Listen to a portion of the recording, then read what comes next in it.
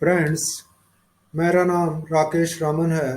मैं पहले भी आपके साथ इंटरेक्ट कर चुका हूँ और आपको पता होगा कि मैं अपनी न्यूज़ साइट के ऊपर एक क्लीन हाउस सर्विस चलाता हूँ जो हाउसिंग सोसाइटीज़, जो दिल्ली की कोऑपरेटिव ग्रुप हाउसिंग सोसाइटीज़ में क्राइम्स और करप्शन हो रहे हैं उनको कवर करता है।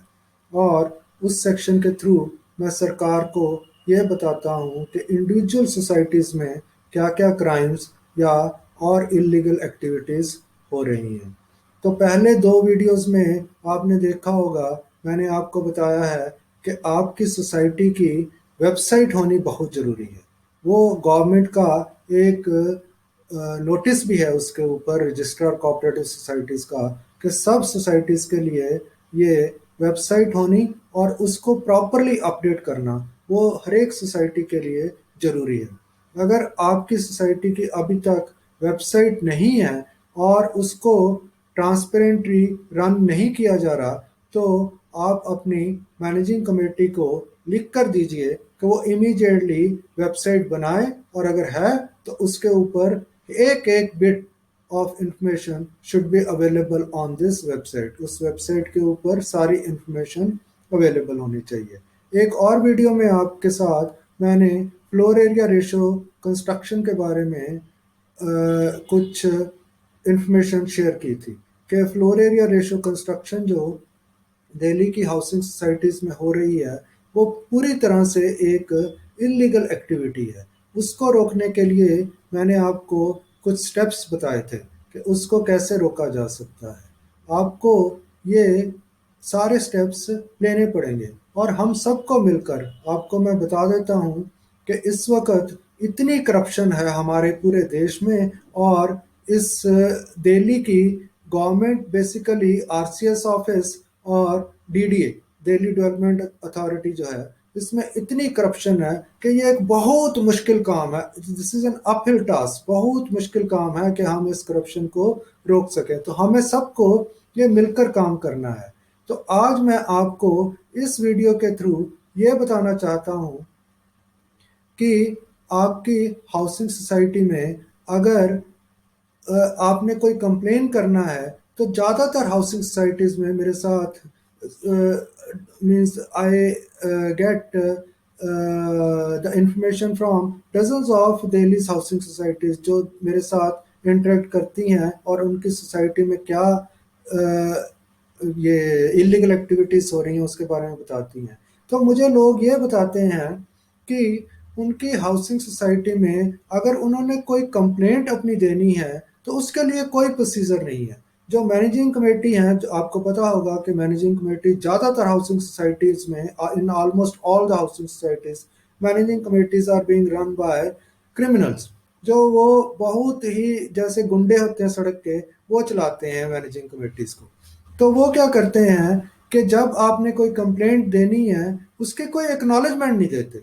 कोई उन्होंने अपनी हाउसिंग सोसाइटी में कोई रजिस्टर नहीं रखा हुआ जिससे आप ये कंप्लेंट दे सकें, या अगर ले भी लेते हैं तो उसको एक्नॉलेज नहीं करते। अगर एक्नॉलेज भी कर लेते हैं तो वो उसका जवाब नहीं देते।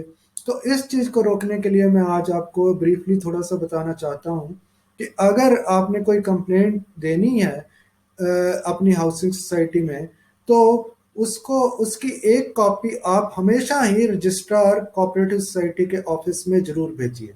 एक ये है। दूसरी बात, अगर आपको एक्नॉलेजमेंट नहीं मिलती है तो आप उसको रजिस्टर्ड पोस्ट के साथ भेजिए और साथ में लिखिए कि हमारी मैनेजिंग कमेटी ने हमारी कंप्लेंट लेने से रिफ्यूज़ कर दिया था।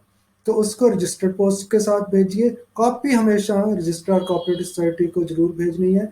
और तीसरी जो बात है, अगर आपने कोई कंप्लेंट की है या इंफॉर्मेशन मांगी है, आपकी वेबसाइट नहीं है जिसके ऊपर ये इंफॉर्मेशन है, उसमें साफ लिखिए कि this is a criminal offence if you are not putting this information on the society's website.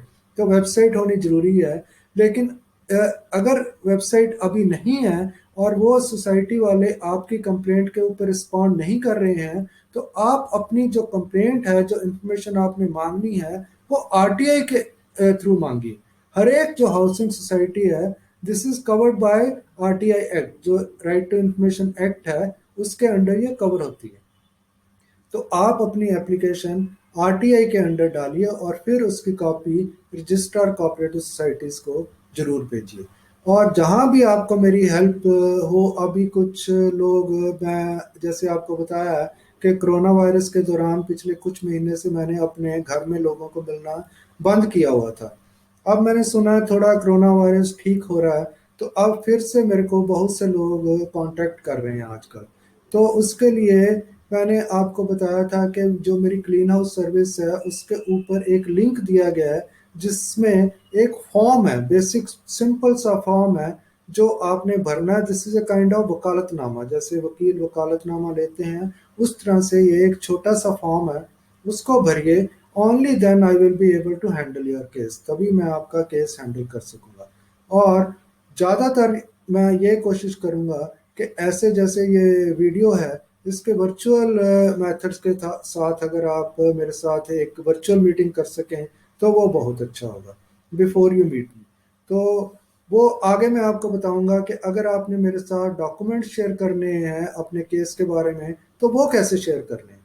तो इस वीडियो के लिए बस इतना ही। Thanks for watching.